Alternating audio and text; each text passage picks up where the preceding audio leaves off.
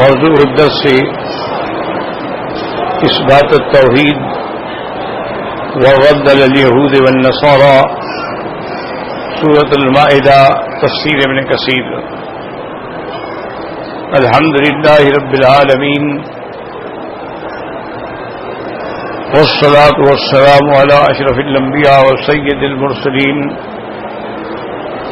سيدنا محمد وعلى آله وأصحابه أجمعين.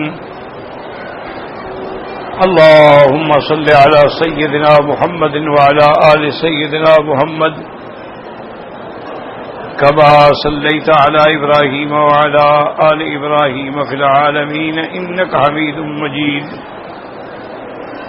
أعوذ بالله من الشيطان الرجيم. بسم الله الرحمن الرحيم. قل تعبدون من دون الله ما لا يملك لكم ضرا ولا نفعا والله هو السميع العليم. قل يا أهل الكتاب لا تغلوا في دينكم غير الحق ولا تتبعوا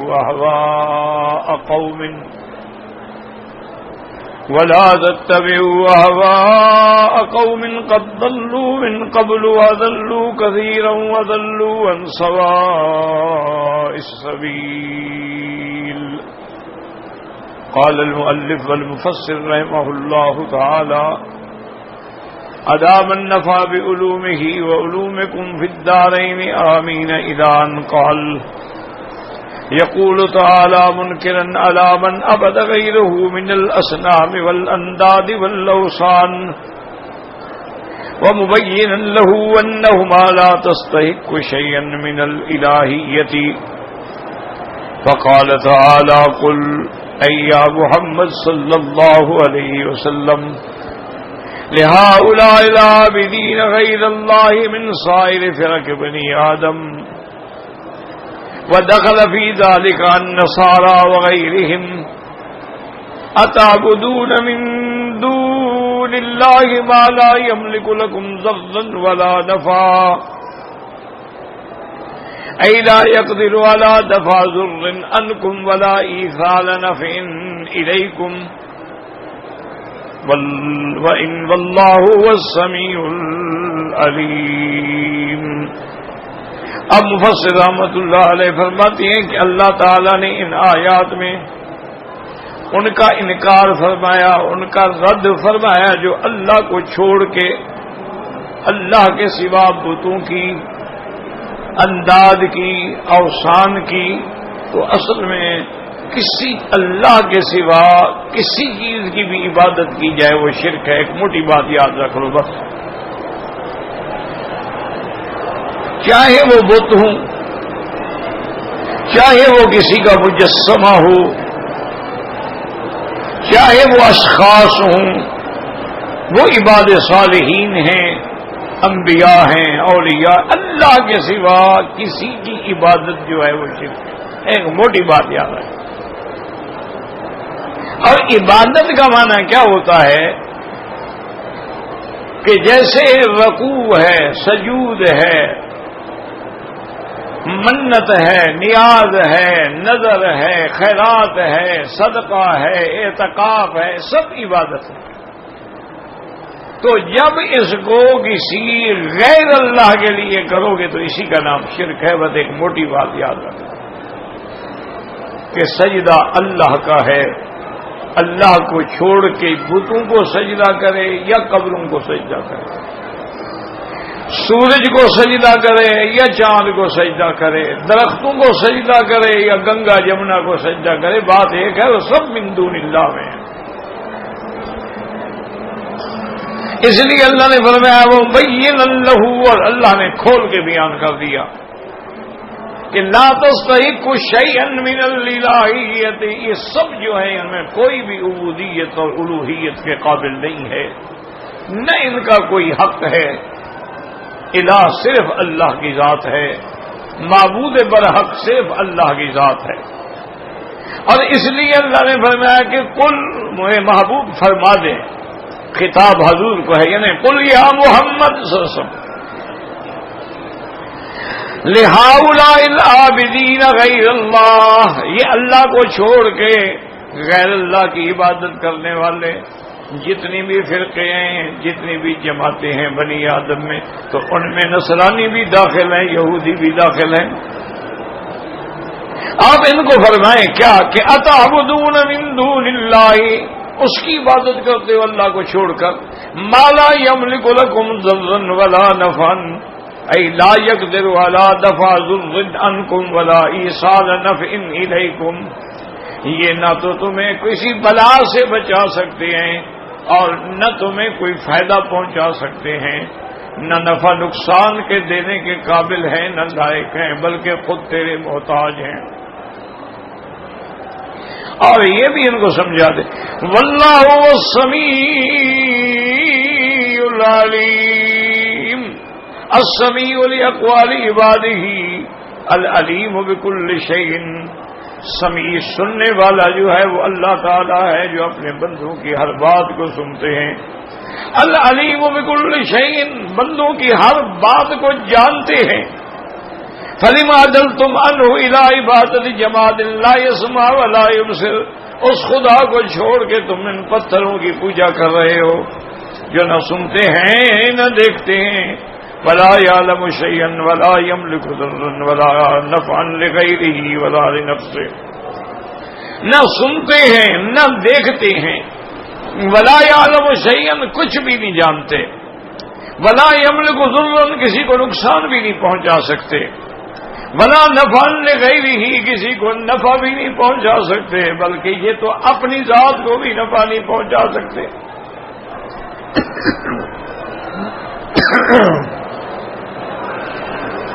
ثم قال تبارک و تعالی قل یا اہل الکتاب لا تغلوا فی دینکم غیر الحق، ای لا تجاوزوا الحد فی اتباع الحق ولا تطروا من امر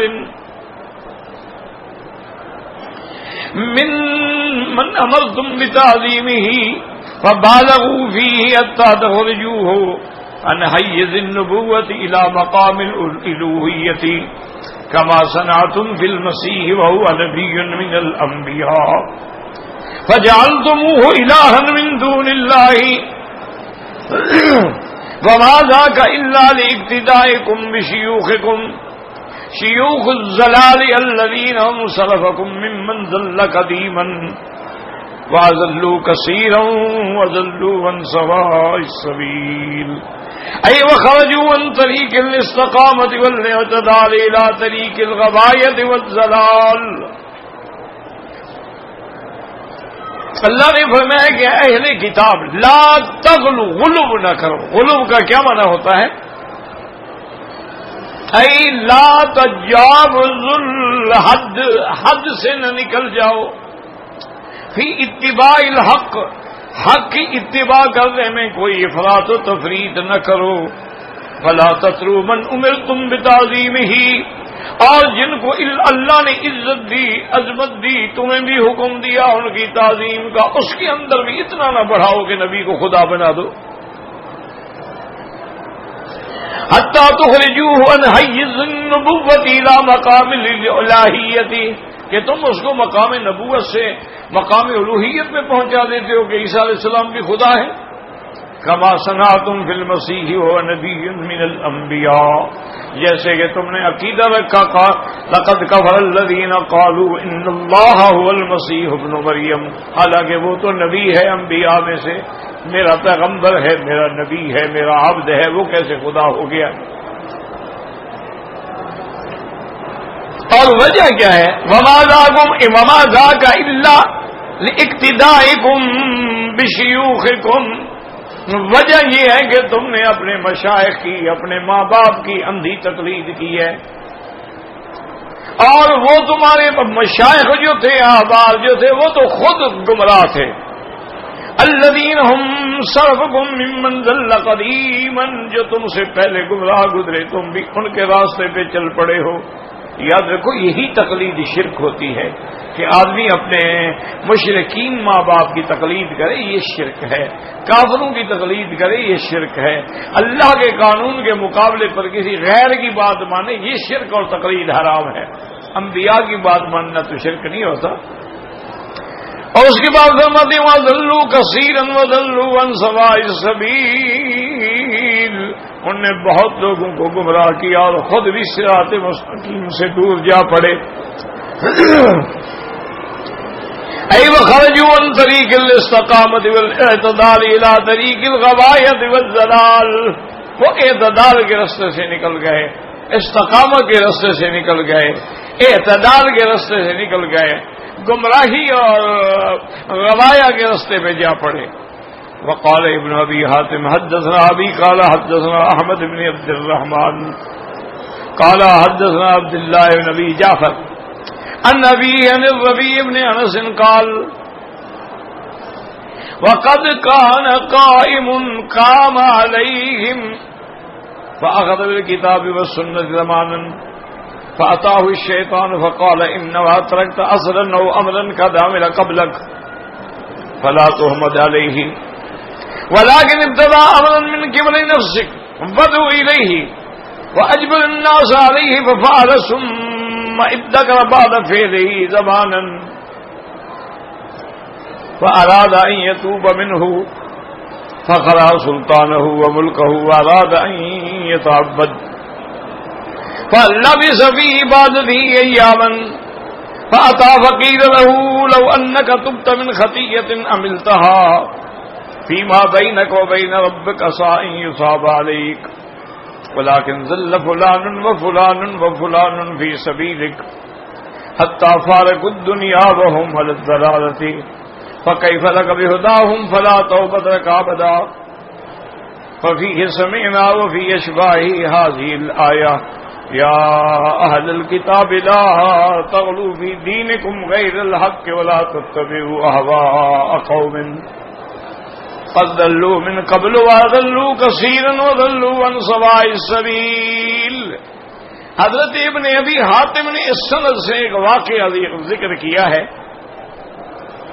کہ ربیع ابن انس فرماتی ہیں وقد كان قائم قام عليهم، ایک یعنی ان پر ایک امیر تھا، فاخذ بالکتاب والسنت زمانا، وہ اللہ کے قرآن اور حضور کی سنت پہ عمل کرتا رہا، احکام پہ چلتا رہا ایک مدت تک. فاتاه الشیطان فقال انما ترکت اثرا او امرا قد عمل قبلك، شیطان اس کے پاس آیا، اس نے کہا یہ تم کیا کر رہے ہو، تم بھی ان لوگوں کے پیچھے چل رہے ہو جو تم سے پیسے پہلے گزر چکے ہیں، کوئی نئی چیز پیدا کرو تاکہ تمہارا اپنا مقام ہو، تمہاری عظمت ہو، تمہارا نام ہو. اس نے اس کو بہکایا،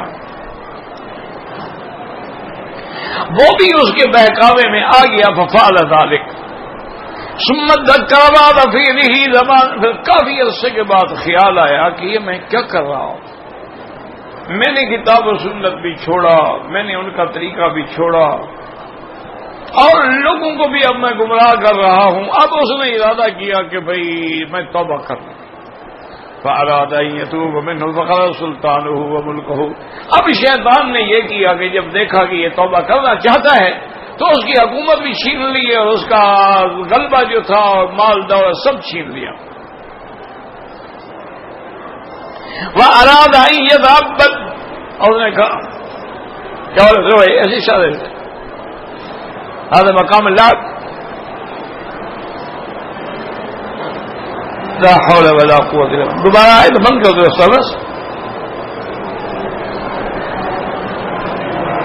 تو اب اس نے شیطان نے کہا دیکھو بات سنو، اب تمہارا ملک بھی گیا، حکومت بھی گئی، عزت بھی گئی، اقتدار بھی گیا، اگر تم میری عبادت کرو نا تو سب کچھ تمہیں پھر مل جائے گا. اس نے کہا ٹھیک ہے. وہ پھر شروع ہو گیا. فلبث فی عبادتہ ایاما، کافی دنوں تک اس کی عبادت کرتا رہا. فأتی فقیل لہ، اب اس کو خیال آیا کہ میں توبہ کر لوں، میں تو گمراہ ہو گیا، میں تو شیطان کی عبادت میں پڑ گیا. شیطان اس کے بعد آیا، کہنے کا بات سنو، لو انک تبت من خطیۃ عملتها، اگر تم نے توبہ کی ان گناہوں سے جو تیرے اور تیرے رب کے درمیان ہے، وہ تو توبہ قبول ہو جائے گی، لیکن جن لوگوں کو تم نے گمراہ کیا اور وہ گمراہی پہ مر گئے، ان کی توبہ کا کیا ہوگا؟ تمہاری توبہ تو قبول ہو جائے گی، لیکن تم نے جن کو برباد کر ڈالا ہے کہ وَلَٰكِنْ ضَلَّ فُلَانٌ وَفُلَانٌ وَفُلَانٌ، ان کو تم نے گمراہ کیا فی سبیلک حتی فارقوا الدنیا، اور وہ اسی گمراہی میں مر گئے، فَكَيْفَ لَكَ بِهُدَاهُمْ فَلَا تَوْبَةَ لَكَ أَبَدًا، اب تیرے لیے توبہ کا کوئی فائدہ نہیں۔ فَفِيهِ سَمِعْنَا وَفِي إِشْبَاعِهِ هَٰذِهِ الْآيَةِ، یعنی یہ اور اس قسم کی جو مثالیں ہیں ان کے بارے میں ائمہ نے یہ آیت تلاوت کی کہ یا اہل الکتاب لا تغلوا فی دینکم غیر الحق ولا تتبعوا اهواء قوم قد ضلوا من قبل وضلوا كثيرا وضلوا عن سواء السبيل۔ اب جناب سمجھیں کہ ان آیات میں اللہ نے حکم دیا ہے کہ غلوب نہ کرو، اور غلوب بھی نہ حق۔ غلوب کا کیا معنی ہوتا ہے؟ کسی چیز میں اتنا بڑھنا کہ حد سے نکل جانا، یہ غلوب۔ اسی لیے سیدنا علی رضی اللہ تعالی عنہ کا ارشاد میں آپ کو بتلاتا ہوں، صرف یہی دماغ میں رکھ لو نا، انشاءاللہ تو ہدایت کے لیے کافی ہے۔ سمجھنا چاہو نا میرا بھائی تو ایک بات بھی کافی ہوتی ہے، اور نہ سمجھنا چاہو ساری زندگی قرآن بھی پڑھتے رہو، حدیثیں بھی پڑھتے رہو، اور بدعات میں بھی مبتلا رہو، کیونکہ جتنے باطل فرقے ہیں وہ بھی دھوکہ اللہ کے قرآن سے دیتے ہیں۔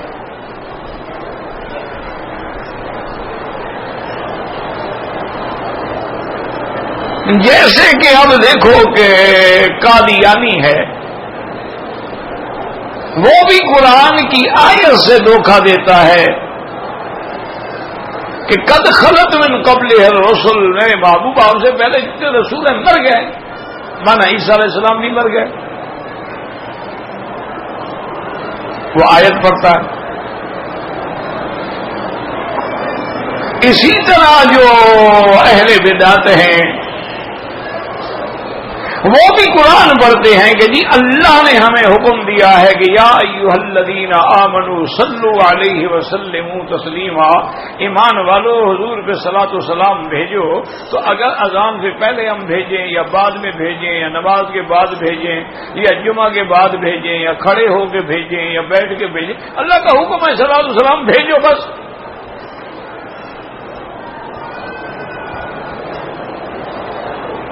وہ بھی قرآن سے استدلال کرتے ہیں۔ اسی طرح وہ دھوکہ دیتے ہیں کہ اللہ کہتا ہے مما رزقناہم ينفقون، جو میرے بندے ہیں میں نے جو ان کو رزق دیا ہے اس سے خرچ کرتے ہیں۔ انہوں نے کہا جی یہ 11ویں بھی تو اللہ کا رزق دیا ہوا ہے نا، ہم اسی سے خرچ کر رہے ہیں نا، ہم تیجا 7واں 10واں 11واں 12واں 40واں جو مناتے ہیں اللہ نے ہمیں دیا، ہم خرچ کر رہے ہیں۔ وہ بھی استدلال جو ہے قرآن سے پکڑتے ہیں۔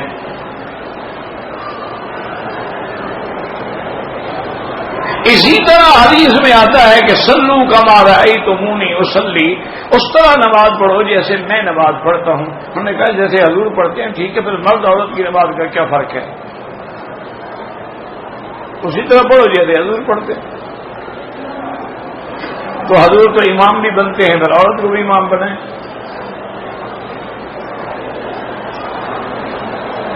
یہ دھوکہ ہوتا ہے۔ اب دیکھیں نا کہ اللہ نے حکم دیا کہ میرے مدنی پہ صلاۃ و سلام پڑھو، اللہم صلی علی سیدنا محمد وبارک وسلم، بالکل ہمارا ایمان ہے۔ اب سوال یہ ہے کہ اگر کوئی آدمی نماز میں کھڑے ہو کر سبحانک اللہم و بحمدک کے بعد فاتحہ کے بعد اس کے بجائے صرف درود شریف پڑھتا رہے، نماز ہو جائے گی؟ کیوں؟ حکم تو موجود ہے کہ صلاۃ و سلام بھیجو۔ تو پھر ہمیں دیکھنا پڑے گا کہ اس آیت کا ترجمہ حضور پاک نے کیا سمجھا ہے، حضور نے کیا فرمایا ہے، ابو بکر عمر عثمان و علی نے کیا سمجھا ہے، کیا فرمایا ہے۔ اگر انہوں نے اذان سے پہلے صلاۃ و سلام پڑھے ہیں تو سنتیں نہیں پڑھے ہیں تو پھر جاتے، سیدھی سی بات، اس میں کیا ہیر پھیر کرنے کی ضرورت ہے؟ مما رزقناہم ینفقون کا معنی اللہ کے راستے میں خرچ کرتے ہیں۔ الذین ینفقون اموالہم باللیل والنہار سرا وعلانیۃ، دن کو بھی رات کو بھی ظاہر بھی چھپے بھی ہر لحاظ سے اللہ کے راستے میں خرچ کرتے ہیں۔ اس سے مراد اگر 11ویں ہے پھر صحابہ نے تو 11ویں نہ کی، وہ تو قرآن کے مخالف ہو گئے۔ تو یہ دھوکھا ہوتا ہے۔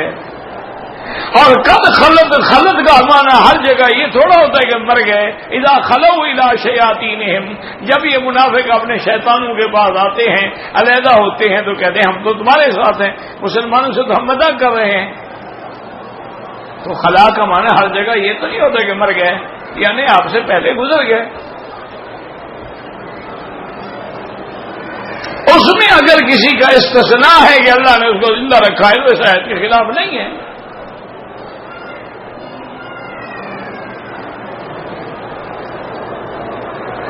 جیسے اللہ نے فرمایا تھا کہ کیا کہہ رہے ہو، افإن ماتوا قتلا انقلبتم علی اعقابکم، اگر میرے مرضی پہ موت آ جائے یا شہید ہو جائے تو تم دین سے ہٹ جاؤ گے؟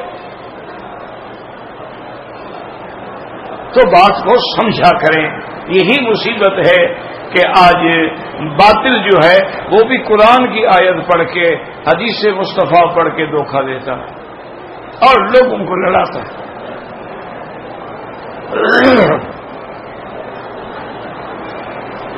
اور انہوں نے بھی بڑی بڑی کتابیں لکھی ہیں۔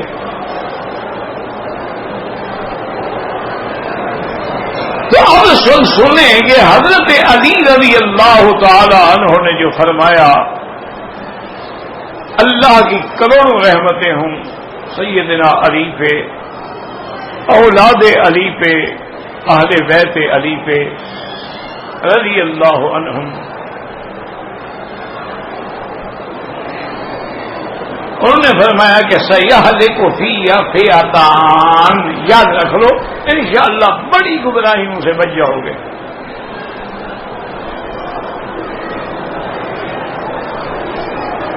حضرت علی نے فرمایا کہ میرے بارے میں 2 جماعتیں برباد ہو جائیں گی،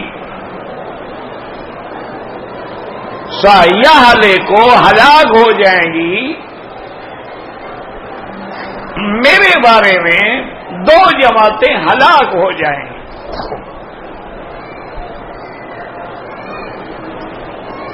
وہ کون سی 2 جماعتیں ہیں؟ محب مفرط و مبغض مفرط۔ فرمایا ایک جماعت تو میری محبت میں حد سے نکل جائے گی، غلب کریں گے، وہ بھی ہلاک ہو جائیں گے۔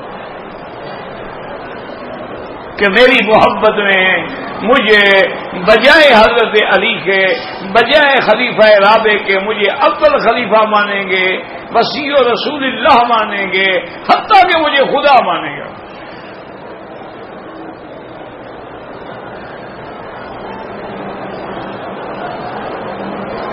یہ اب نہیں پیدا ہوئے، یہ ملنگ حضرت علی کے زمانے میں بھی پیدا ہو گئے تھے۔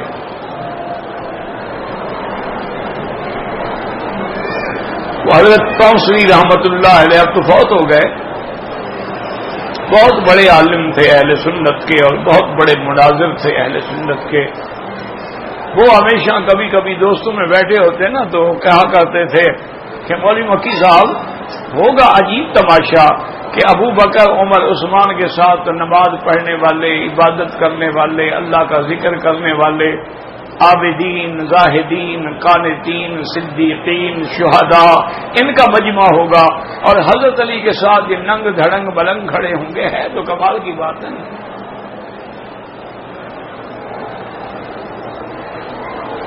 فرمایا ان کو شرم بھی نہیں آتی کہ یہ حضرت علی کے ساتھ کھڑے ہونے کے قابل بھی ہیں. تو بہرحال انہوں نے فرمایا کہ ایک اور یہ حضرت علی کے زمانے میں پیدا ہو گئے تھے، یاد رکھو. اب بھی ہیں، اب نصیری کہلاتے ہیں جو حضرت علی کو خدا مانتے ہیں، اور ان کا عقیدہ یہ ہے کہ ان اللہ حل فی علی، اللہ حضرت علی کے اندر حلول کر گئے کہ ظاہر میں تو علی ہے نا لیکن خدا اس کے اندر ہے. جیسے ہمارے بعض صوفی بھی اسی میں مارے گئے تھے نا کہ منصور نے کہا کہ ان الحق، انہوں نے کہا منصور تھوڑی کہہ رہا تھا، تو اللہ اس کے اندر سے بول رہا تھا نا. ہمارے لوگ بھی بھٹ گئے ہیں نا. اصل میں یہ عشق جو ہے نا بڑا کھانا خراب ہے. یہ عورت سے ہو، لڑکے سے ہو، کسی مسئلے سے ہو، کسی کتاب سے ہو، بس بندہ گیا اسی میں وہ ڈوب جاتا ہے، اور اس کو پھر کوئی، اسی لیے بزرگوں نے کہا ہے کہ قول صوفیہ در شریعت حجت نیس، کہ یہ جتنے صوفی ہیں، بزرگ ہیں، ولی، ان کی شریعت میں بات کو حجت نہیں مانا جائے گا. پتہ نہیں کس حال میں ہوتے ہیں بیچارے. شریعت میں حجت کتاب اللہ ہے، شریعت میں حجت سنت و رسول اللہ ہے. ان کے جو قول ہیں ان کی یا ہم تعویل کریں گے، اگر تعویل نہ بھی ہو تو چپ کر جائیں گے، بس یہ جانے ان کا خدا جانے.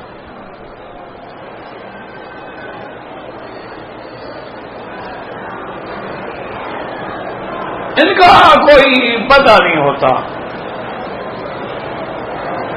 دیکھا نہیں ہے کہ اپنے قصے تو قرآن تو نہیں پڑھا ہوگا لیکن یہ لیلا مجنون تو پڑھی ہوگی نا. ہیر رانجھا، لیلا مجنون، یہ تو آپ کے گھر کے قصے ہیں نا.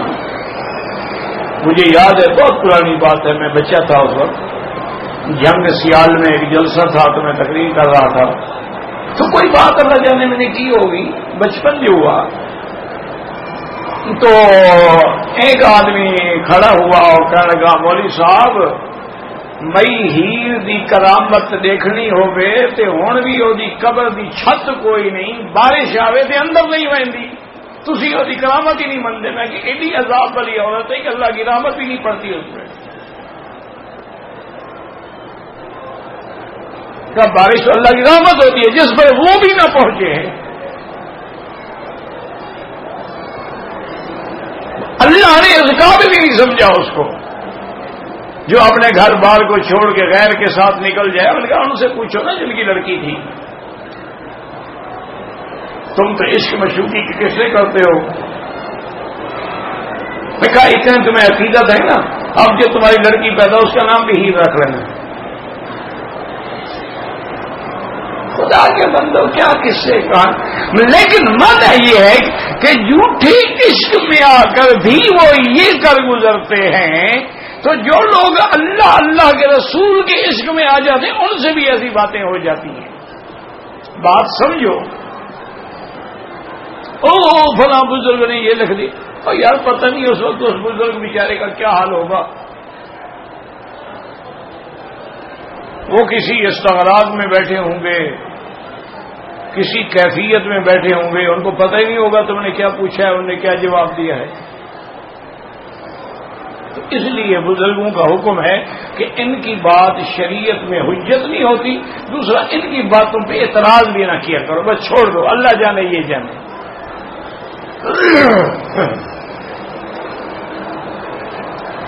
تو حضرت علی نے فرمایا کہ ایک جماعت تو وہ ہلاک ہوگی، حضرت علی کے زمانے میں پیدا ہو گئے کہ انہوں نے کہا کہ حضرت علی خدا ہے. حضرت علی کو پتہ لگا تو آپ خلیفہ تھے، امیر المومنین، فرمایا پکڑ کے لے آؤ. ان کو لے آئے، 10-15 آدمی تھے. فرمایا ماذا تعتقدون فی، میرے بارے میں کیا عقیدہ ہے تمہارے؟ کہا تم خدا ہو، اور کیا عقیدہ ہے؟ انہوں نے کہا لا حول ولا قوت الا باللہ. انہوں نے کہا بدبخت ہو، میں انسان ہوں، میری اولاد ہے، میری بیوی ہے، اللہ کی بھی اولاد ہوتی ہے، بیوی ہوتی ہے. انہوں نے کہا جی یہ تو بہانے ہیں نا، یہ تو ظاہری بات ہے نا، اندر میں تو آپ خدا ہیں.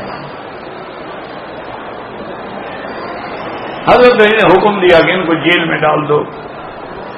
جیل میں ڈالا گیا. مہینے کے بعد کمبر غلام تھا، ان کا حکم دیا کہ ان کو لے آؤ، اب دماغ ٹھکانے آ گیا ہو. واپس آئے، پوچھا ہاں بھائی میرے کیا خیال ہے میرے بہن نے کہا جی آپ خدا ہیں. حضرت علی نے حکم دیا کمبر کو ان کو لے جاؤ، ان کو قتل کرو، اور قتل کرنے کے بعد آگ جلا کر ان کو جلا ڈالو. لے گئے. وہ جب دور گئے تو آپ نے اشارہ کیا غلام ان کو پھر واپس لے آؤ، شاید توبہ کر لے بدبخت بچ جائیں. واپس آئے، پوچھا ہاں بھائی اب کیا عقیدہ ہے؟ انہوں نے کہا جی پہلے کو تھوڑا بہت شک تھا نا، اب تو پکا یقین ہو گیا آپ خدا ہیں، کیونکہ آگ کا عذاب خدا دیتا ہے، آپ نے ہمارے لیے بھی آگ کا عذاب تجویز کیا ہے نا، لہذا خدا ہے. اب اس کا کیا کرو گے جناب؟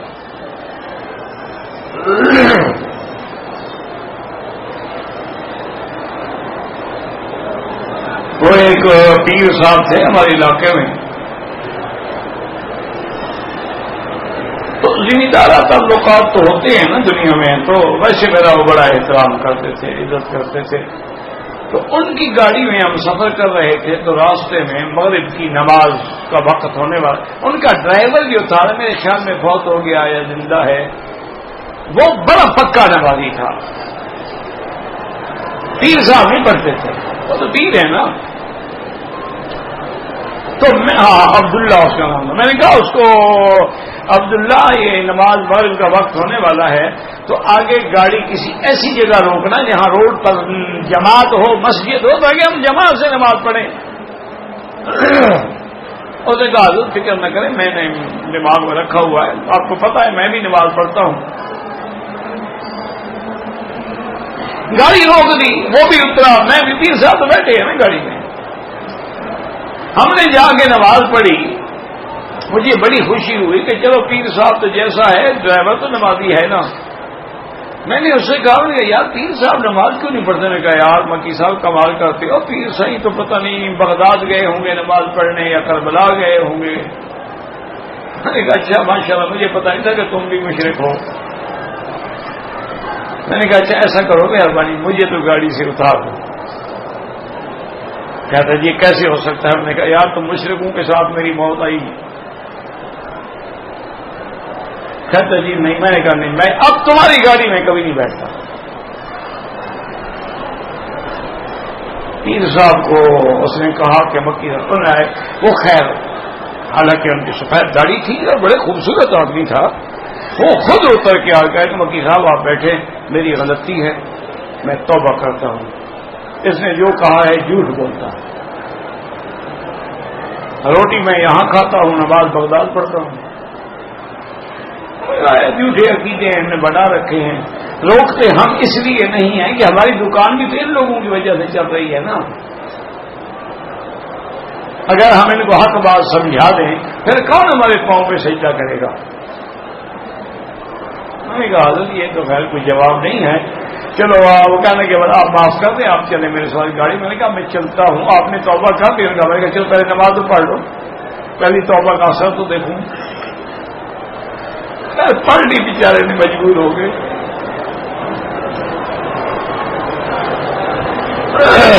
بعد میں ان کا عقیدہ بہت اچھا ہو گیا، اللہ ان کی قبر میں وہ بھی فوت ہو گیا.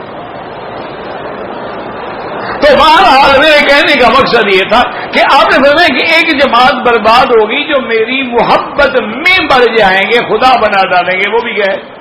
اور ایک جماعت برباد ہوگی مبغض مفرط، جو میرے بغض میں مبتلا ہوں گے، خارجی خوارج. اب بھی ہیں خوارج جو ہیں، اب بھی ہیں اس ملک کے اندر بھی کوئی تھوڑے بہت ہیں، اور زیادہ جو ہیں یہ عمان میں اور گتر میں اور ان علاقوں میں زیادہ ہیں باقاعدہ. تو ان کا عقیدہ یہ ہوگا کہ حضرت علی مسلمان ہی نہیں ہے. یہ دیکھو یہ کہتے ہیں خدا ہے، اور وہ کیا کہتے ہیں مسلمان ہی نہیں ہے. کیوں؟ انہوں نے کہا جی اس کو حضور نے روکا تھا کہ میری بیٹی پر دوسری شادی نہ کرو، تو حضرت علی نے شادی کر دی بی بی فاطمہ پر. حضور کے فرمان کا منکر ہے تو مسلمان کہاں ہو گیا؟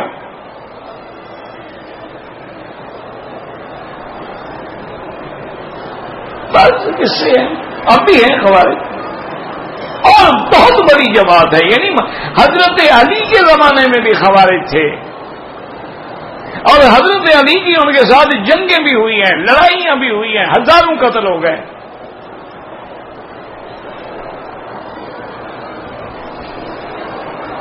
اور پھر ان کی علامت عجیب ہے کہ ہر وقت قرآن پڑھیں گے، ہر وقت ذکر اللہ ہوگا. ان جیسی تم نماز بھی نہیں پڑھ سکتے ہو، تلاوت بھی نہیں کر سکتے ہو.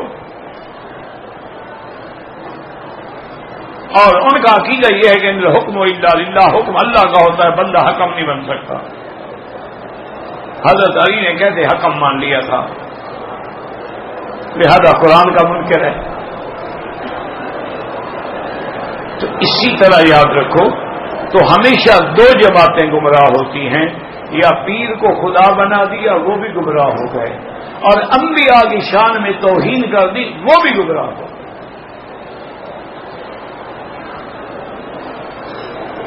یا تو اتنا بڑھاتے گئے کہ جی نور من نور اللہ، اللہ کے نور کا ٹکڑا ہے. وہ بدبختو، اللہ جو ٹکڑے ہو جائے وہ بھی خدا ہوتا ہے. کتنے ٹکڑے بناؤ گے؟ 1,24,000 پیغمبر جو ہے، اتنے ٹکڑے تو یہ ہو گئے نا. پھر ملائکہ ساری نور کی مخلوق ہے، وہ کتنے ٹکڑے ہوئے؟ یعنی بڑھانے پہ آئے تو اتنا بڑھا دیا کہ نور من نور اللہ ہے، اور گھٹانے پہ آ گئے تو انہوں نے کہا جی انبیاء ہیں، جو بھی ہیں مر گئے، مٹی میں مل گئے، بات ختم ہو گئی. جب فوت ہو گئے تو مٹی میں مل گئے. یہ بھی گمراہ ہو گئے کہ اللہ کے نبی نے فرمایا تھا ان اللہ حرم اجساد الانبیاء علی الارض، اللہ نے زمین پہ انبیاء کے جسے کو حرام کر دیا ہے. زمین کی طاقت نہیں ہے کہ نبی کے جسے کو چھیڑ سکے. اس لیے ہمیشہ یاد رکھیں کہ اس کو کہتے ہیں غلو، کہ دین میں حد سے گزر جانا یہی غلو ہے. یا اوپر چلے گا یا نیچے چلے گا، اسی کا نام غلو ہے.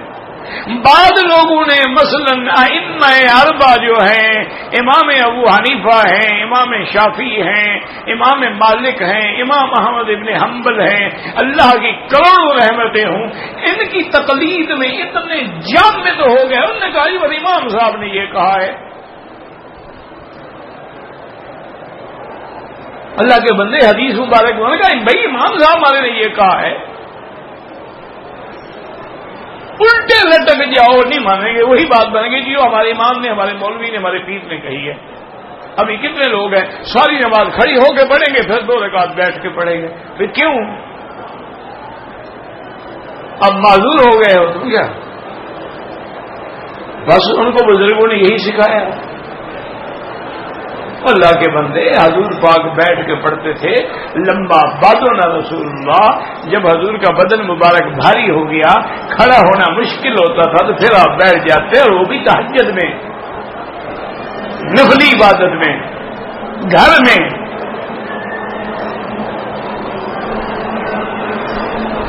اچھا انہوں نے کہا جی امام، اچھا دوسری جماعت میں انہوں نے کہا چھوڑو امام کی بات ماننا تو شرک ہے، کفر ہے. اللہ کے نبی کو چھوڑ کے رسول کو جو بھی امام کہتا ہے.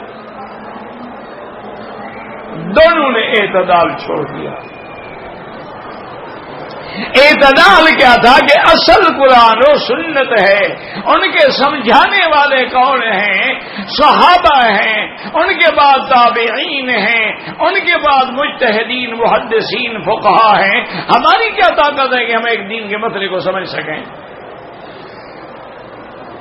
یہ تو ان کی مہربانی ہے کہ انہوں نے دین کو بالکل نکھار کے، بنا کے، سنوار کے امت کے سامنے رکھ دیا کہ اب آپ نے پاکی کے مسائل دیکھنے ہیں، کتاب الطہارہ کھولو، نماز کے دیکھنے ہیں، کتاب الصلاۃ کھولو، زکوٰۃ کے دیکھنے ہیں، کتاب الزکوٰۃ کھولو، اگر آپ نے جنازے کے مسئلے دیکھے ہیں، کتاب الجنائز کھولو. ہر باب میں سارے مسئلے جمع کر دیے، اور ہر مسئلے کے پیچھے حدیث محمد مصطفیٰ ہے. یہی ہے تو اس لیے علماء نے فرمایا کہ یہاں لفظ ہے نا یا اہل الکتاب لا تبتغوا فی الدین غیر الحق، یعنی نہ حق غلو نہ کرو. ایک ہوتا ہے حق کہ بعد میں محنت کر رہا ہے، قرآن سمجھ رہا ہے، اس کی تحقیق کر رہا ہے، تو یہ غلو غیر حق نہیں ہوگا. وہ غلو منع ہے جو غیر الحق ہو کہ نہ حق طریقے سے بس لگ گئے، بس جی پیر ہے میرا مرشد ہے اور نعوذ باللہ میرا ملجا بھی یہی ہے، ماوا بھی یہی ہے، مختار بھی یہی ہے، مدبر بھی یہی ہے، قاری عالم کا مدبر بھی ہے، بندہ قادر کا قادر بھی ہے، عبد القادر. انا للہ و انا الیہ راجعون. اور ہم جس دور سے گزر رہے ہیں، صدق رسول اللہ، میرے مدنی پاک کی زبان مبارک سے جو حرف نکلا ہے ہمارا ایمان ہے کہ ابھی رات کو کوئی کہے دن ہے میں مان لوں گا، لیکن حضور کی بات کبھی غلط نہیں ہو سکتی. حضور نے فرمایا تھا کہ علامات قیامت میں ایک نشانی یہ بھی ہے، وقت آئے گا علم اٹھ جائے گا. یرفع العلم. صحابہ نے پوچھا حضور علم کیسے اٹھ جائے؟ فرمایا بقبض العلماء، علماء نہیں رہیں گے تو علم اٹھ جائے گا. انہوں نے فرمایا حضور پھر کیا ہوگا؟ فرمایا پھر وہ لوگ آ جائیں گے یحبون السمن یشهدون ولا یستشهدون یخونون ولا یأتمنون. ایسے لوگ آ جائیں گے جو صرف کھانے پینے اور موٹے ہونے پر زور ہوگا اور کوئی گواہی مانگے نہ مانگے زبردستی گواہی دیں گے اور خیانت کریں گے اور جاہل ہو کے لوگوں کو فتوے دیں گے، خود بھی گمراہ ہوں گے اور امت کو بھی گمراہ کر ڈالیں گے. آج ایمان سے کہو وہی وقت آ گیا ہے. ٹھنڈے دل سے بغض نہیں، بس چینل کی ضرورت ہے. اگر آپ کے پاس پیسہ ہے آپ چینل اپنا بنا لیں، اگر اپنا نہیں بنا سکتے ہیں تو چلو روز کا 1 گھنٹہ خرید لیں. بس پھر آپ ماشاءاللہ آپ مفتی بھی ہیں، آپ عالم بھی ہیں، آپ مجتہد بھی ہیں، آپ ڈاکٹر بھی ہیں، آپ سکالر بھی ہیں. آپ سب کو ٹی وی پہ آ گئے، بات ختم ہو گئی، سارے کام ہو گئے. کہ ہماری تقریر کو کون سنے گا؟ 50 آدمی، 100 آدمی، 150 آدمی، 200 آدمی. جو شخص ٹی وی پہ بیٹھا ہوا ہے اس کو تو ایک وقت میں کروڑوں آدمی دیکھ رہے ہیں. یقین کریں کہ جو علماء حق ہیں وہ تو ٹی وی پہ آتے نہیں ہیں. کوئی آتے ہیں تو بڑی مشکل سے گھسیٹے ہوئے، پکڑے ہوئے، مجبور کیے ہوئے. تو جتنے اکثریت بیٹھی ہوتی ہے نا، جب وہ بات کر رہے ہوتے ہیں آدمی کا دل صرف یہی کہتا ہے کہ بس لا حول ولا قوت الا باللہ، لا حول ولا، یعنی قرآن پڑھنا نہیں آتا اور سکالت ہے. قرآن پڑھنا نہیں آتا اور ڈاکٹر ہے. قرآن پڑھنا نہیں آتا اور علامہ ہے. انا للہ و انا الیہ راجعون. دعا کریں جو زندہ ہیں اللہ ان کو بھی ہدایت دے. یہ بڑے کام کے لوگ ہیں. دیکھو نا فتنہ ہر آدمی تو نہیں کر سکتا نا.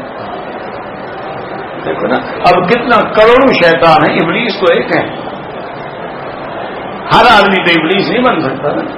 یہ بھی بڑے جینیس لوگ ہیں جو لوگوں کو گمراہ کر رہے ہیں، جن نے لوگوں کو لاکھوں پیچھے لگایا ہوا ہے، کروڑوں روپے کے چندے کھا رہے ہیں. ان کی گاڑیاں دیکھو، ان کے گھر دیکھو، ان کی عیاشیاں دیکھو، ان کے اولادیں دیکھو، ان کے جناب غیر ملکوں میں اکاؤنٹ دیکھو، غیر ملکوں کے 7 اسٹار ہوٹلوں میں جا کے ننگی لڑکیوں کے ساتھ ان کو سوئمنگ کرتے ہوئے دیکھو. اور ماشاءاللہ علماء بھی ہیں. ولا نقول الا لا حول ولا قوت الا باللہ. لیکن خدا کے کعبے میں بیٹھے ہو دعا کرو اللہ ہدایت. کسی کی بد دعا نہ کیا کرو. اللہ قادر ہے، اللہ ہدایت دے دے. دیکھیں نا اگر ابو جہل کا بیٹا رضی اللہ عنہ بن سکتا ہے، اگر ولید ابن المغیرہ کا بیٹا سیف اللہ بن سکتا ہے تو ان کو بھی تو ہدایت مل سکتی ہے. ہمارے کو دشمن تو نہیں ہے.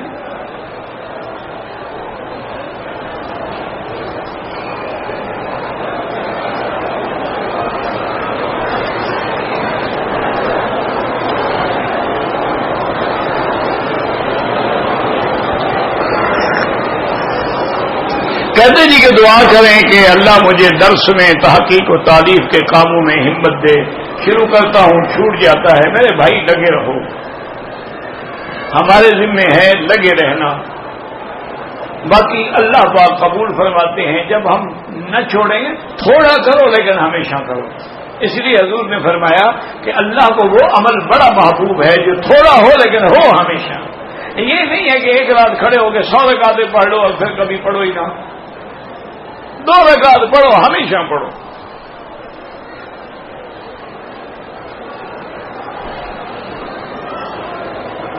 حدیث کے مطابق پانی پہ دم کر، جب دم کرنا جائز ہے، ہاتھوں پہ جائز ہے تو پھر پانی پہ بھی جائز ہے۔ آپ دکھائیں نا کہ پانی پہ دم کرنا منع ہے، ہم کیوں دکھائیں؟ ہم تو یہ دکھاتے ہیں کہ کان ينفخ، حضور ہاتھوں میں دم کرتے تھے اور سارے بدن پہ پھیرتے تھے۔ اور کبھی ينفخ، نفخ اور نفذ میں فرق یہ ہے، ایک ہوتا ہے پھونک مارنا، ایک ہوتا ہے ایسے پھونک مارو کہ تھوڑی سی تھوک بھی چلی جائے۔ یہ دونوں حدیث میں ثابت ہیں۔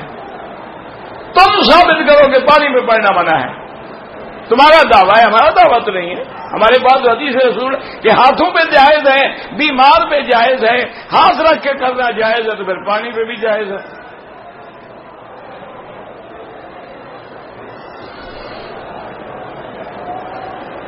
ایک دن میں عمرے پہ عمرے کرنے کی اصل کوئی نہیں، حضور نے نہیں کیا ایک دن میں 2 عمرے، تو حضور نے ایک دن میں 10 طواف کیے۔ مسئلہ نہ سمجھو، ہم کیا کریں، تمہارا دماغ جام ہو گیا، جام، ہلتا ہی نہیں اپنی جگہ سے۔ حضور نے زندگی میں ایک حج کیا ہے، جو 100 حج کرے وہ بدعتی ہے۔ حضور نے زندگی میں کبھی دن میں 10 طواف نہیں کیے، ساری زندگی میں 4 عمرے کیے ہیں۔ اگر کوئی آدمی 50 عمرہ کرے تو وہ بدعتی ہے۔ اللہ کے بندے، خدا کے لیے سمجھو، جو عبادت قرآن حدیث میں ثابت ہو اس کو 100 دفعہ کرو تو جائز ہے، 1000 دفعہ کرو تو جائز ہے، اور جو ثابت نہ ہو اس کو 1 دفعہ کرنا بھی جائز نہیں۔ مسئلے کو سمجھا کرو۔ حضور نے حج کیا، بس ثابت ہو گیا۔ اللہ نے حکم دیا اتم الحج والعمرۃ للہ، اللہ نے حکم دیا فلیطوفوا بالبیت العتیق، اللہ تبارک و تعالی کے نبی نے حکم دیا حجج النسک عمر ينفيان الذنوب والفقر، حضور نے حکم دیا العمرۃ الى العمرۃ کفارۃ لما بینہما، ایک عمرے سے دوسرے عمرے تک اللہ اس کے گناہوں کا کفارہ بنا دیتے ہیں۔ اور حضور نے آیا کہ جتنے زیادہ عمرے کرو گے، جتنے زیادہ حج کرو گے، یہ تمہاری غریبی کو بھی دھو ڈالیں گے اور تمہارے گناہوں کو بھی دھو ڈالیں گے۔ مسئلہ سمجھا کرو خدا کے لیے۔ حضور نے ایک دفعہ کیا بس ٹھیک ہے، ثابت ہو گیا کہ وہ صحیح ہے۔ جب صحیح ہے تم 100 دفعہ کرو۔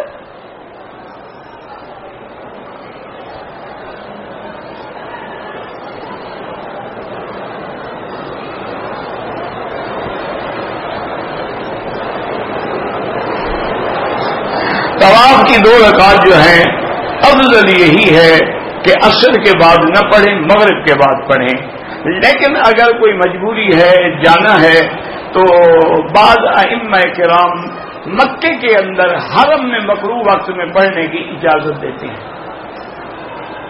اصل کوشش یہی کیا کرو کہ بھئی آپ نے اگر مغرب مثلا آپ نے عصر کے بعد طواف کیا اور دل میں ہے کہ انشاءاللہ مغرب کے بعد حرم سے نکلوں گا، مغرب کے بعد پڑھو تاکہ کوئی حدیث مخالف نہ ہو تمہاری۔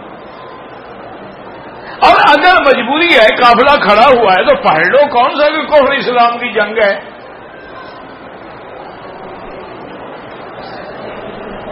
ایک طالب العلم نسیان کی بیماری میں مبتلا ہے تو اللہ کے نام ہے للہ الاسماء الحسنى، اللہ کے ناموں سے پکارو، یا قوی یا متین، یا قوی یا متین، یا قوی یا متین، یہ پڑھا کرے۔ یا پھر حدیث کی کتاب میں دعائے حفظ القرآن لکھی ہوئی ہے، اس پہ عمل کرو۔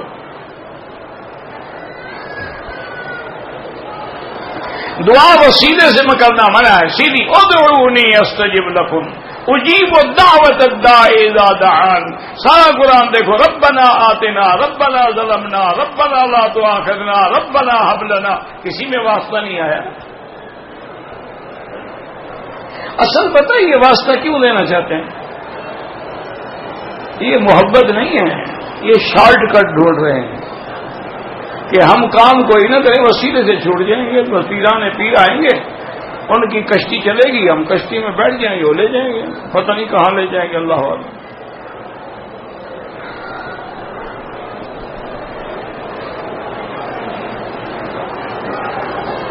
میری بیوی قرآن بھی پڑھتی ہے، نیک بھی ہے، لیکن دوپٹہ سر پہ آدھا رکھتی ہے، فیشن، یعنی آج کل فیشن ہے نا، چلو شکر کرو کندھے سے تو اوپر چلا گیا ہے نا، ورنہ آج کل تو رواج یہ ہے کہ دوپٹہ کندھے پہ ہوتا ہے، بلکہ ایک کندھے پہ ہوتا ہے، دونوں پہ بھی نہیں ہوتا۔ تمہاری بیوی نے اتنی ترقی تو کر لی ہے نا کہ آدھے سر تک پہنچ گیا۔ باقی 2 رکعت نماز پڑھ کے اللہ سے دعا مانگو، اپنا گھر نہ بگاڑو، اور کوشش یہ کرو ایسے حالات میں کہ بیوی کو سفر پہ بھی نہ لے جاؤ، رشتہ داروں میں بھی نہ لے جاؤ، اور باہر ہوٹلوں میں بھی نہ لے جاؤ، گھر میں رکھو، کہو جناب آپ دوپٹہ آدھا رکھو یا سارا اتار دو، میں راضی ہوں، وہ انشاءاللہ پھر رکھ کے نکلے گی۔ قید تو نہیں ہو سکتی نا، قید سے تو دوپٹہ رکھنا بہتر ہے۔ بہرحال دعا کرو، ربنا هب لنا من ازواجنا وذرياتنا قرة اعين واجعلنا للمتقين اماما۔ یہ بیوی کا بڑا مسئلہ ہے میرا بھائی، اگر بیوی صالحہ ہو تو گھر جنت ہے، اور بیوی طالحہ ہو تو گھر جہنم ہے۔ مکے سے جدے کی احرام نہیں باندھا، کوئی حرج نہیں، جدہ میقات نہیں ہے۔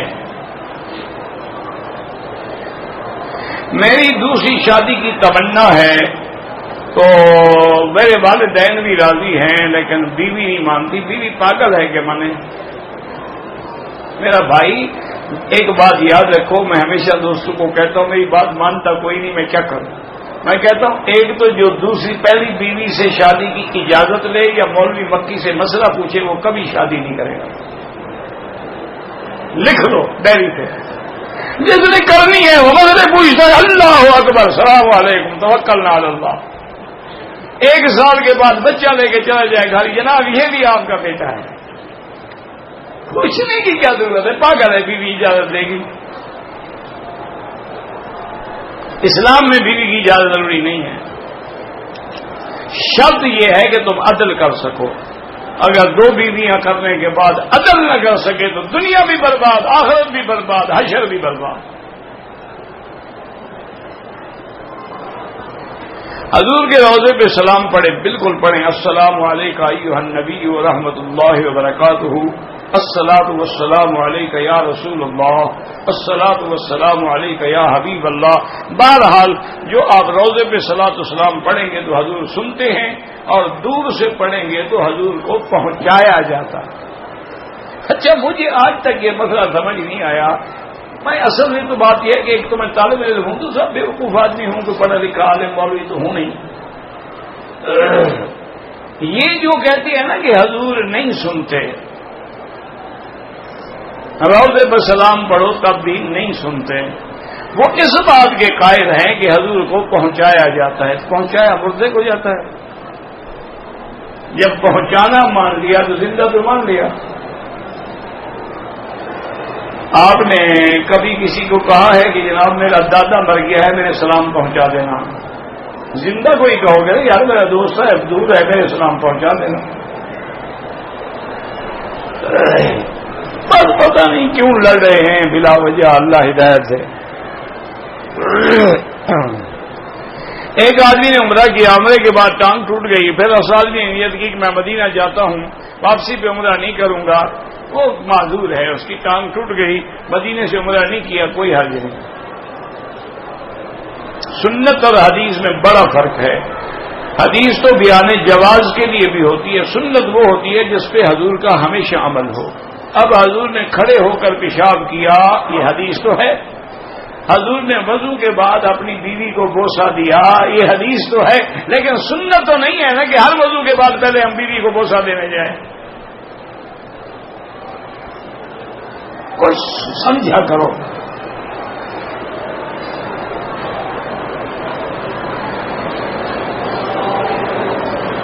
مجھے نہیں سمجھ آیا ہے کہ حضور کے وصال کے بعد صحابہ کے اعمال جو امت میں چاروں مسالک میں جاری ہیں بالکل یہ دین ہے، کیونکہ ہمارا ایمان ہے کہ صحابہ جو ہیں کلہم صدوق وعدول، وہ سچے بھی تھے عادل بھی تھے. ہمارا ایمان ہے صحابہ معیار حق تھے، اس لیے اللہ نے حکم دیا آمنو کما آمن الناس، ایسے ایمان لے آؤ جیسے صحابہ ایمان لے آئے ہیں. تو جو صحابہ کے طرف پہ چل رہا ہے الحمدللہ وہ نجات میں ہے.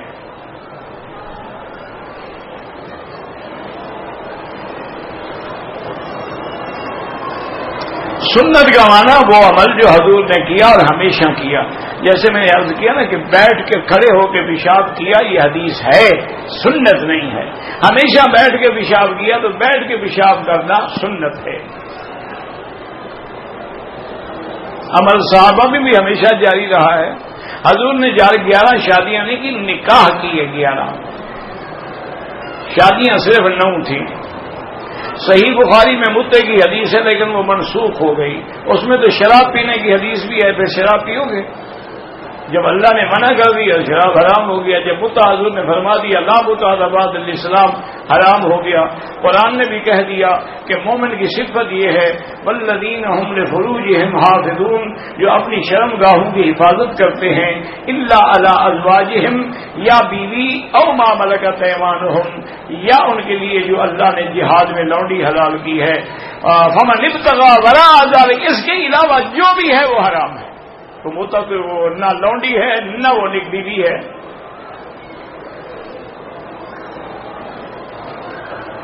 کہ جی تہجد فرض ہے. نبی کا لا الہ انا رسول اللہ کہنا، نبی نے بھی یہی کلمہ پڑھا ہے لا الہ الا اللہ محمد الرسول اللہ. یہ حضور کہیں انا رسول اللہ انا خاتم النبیین لا نبی بعدی، کوئی حرج نہیں.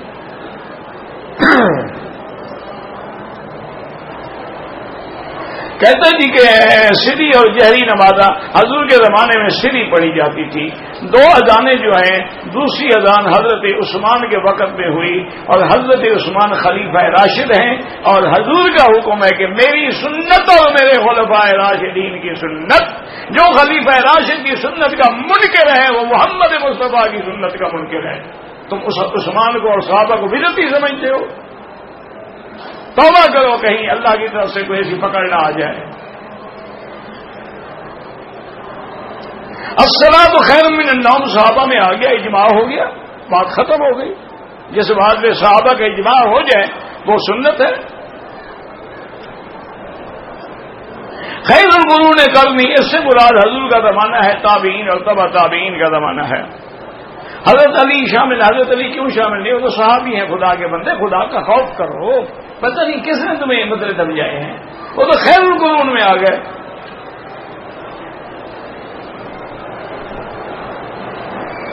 مذکورہ والا حدیث عملی زندگی میں کیا اثر؟ عملی زندگی میں یہی اثر ہو سکتا ہے کہ اگر ہم صحابہ کو اچھا نہیں مانیں گے تو خود اچھے کیسے ہوں گے؟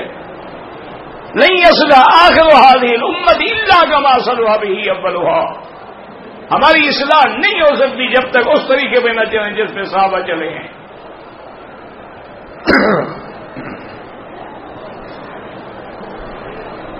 سب صحابہ نے نبی سے دین سیکھا ہے تو 4 مسلک کیوں ہیں؟ دھرم کے 50 دروازے کیوں ہیں؟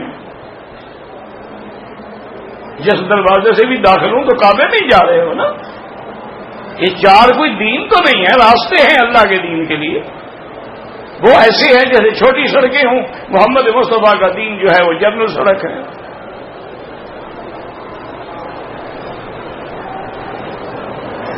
ساری زندگی صحابہ نے بھی ایک فتوے پہ عمل کیا اور تابعین نے بھی ایک فتوے پہ عمل کیا. مدینہ منورہ میں حضرت زید تھے، مکے میں ابن عباس تھے، یمن میں حضرت معاذ بن جبل تھے اور کوفے میں عبداللہ بن مسعود تھے.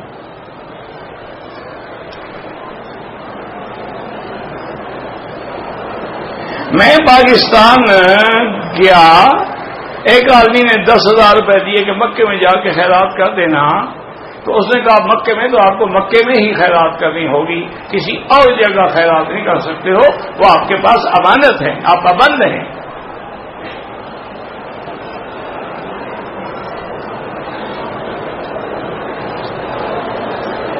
میری بیوی جو ہے میرے ماں باپ کی نافرمان ہے، میرا کہا نہیں مانتی، تو اللہ کے نام ہے یا لطیف ہو یا ودود، یا لطیف ہو یا ودود، یا لطیف ہو یا ودود۔ ہر نماز کے بعد 125 دفعہ پڑھ کے دعا کرو اللہ میری بیوی کو ہدایت دے، حیا دے، فرما برداری دے، انشاءاللہ ٹھیک ہو جائے گا۔ تقلید دل کو اس کے بغیر تو کوئی چل ہی نہیں سکتا۔ بچہ پیدا ہوتا ہے تو تقلید سیکھتا ہے، یہی تقلید تو ہے کہ ایک امام کھڑا ہے اور لاکھوں اس کے پیچھے کھڑے ہیں۔ تقلید چھوڑ دیں تو کوئی رکوع میں پڑا ہوگا، کوئی سجدے میں پڑا ہوگا۔ ایک ہی تقلید اسی لیے ضروری ہوتی ہے کہ دو کشتیوں پہ پاؤں رکھو گے تو انشاءاللہ جلدی ڈوب جاؤ گے۔ بالکل اگر تقلید نہ ہو تو ہم ٹکڑے ٹکڑے ہو جائے گی نا۔ ابھی تو 4 امام مانتے، پھر تو ہمیں تمہیں بھی ماننا پڑے گا، 5ویں تم بن جاؤ گے۔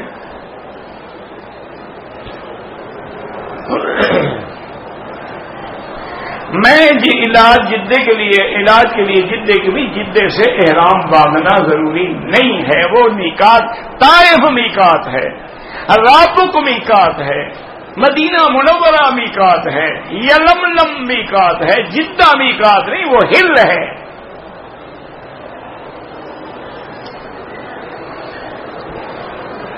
میری بیوی کا نام فاطرہ ہے، کوئی بات نہیں۔ عورت چہرہ کھلا کر کے نماز پڑھ سکتی ہے، نماز کے علاوہ اگر غیر مرد سامنے ہے تو کپڑا لٹکا کے رکھے۔ جنگ احد اور جنگ بدر میں یہ آپ تاریخی باتیں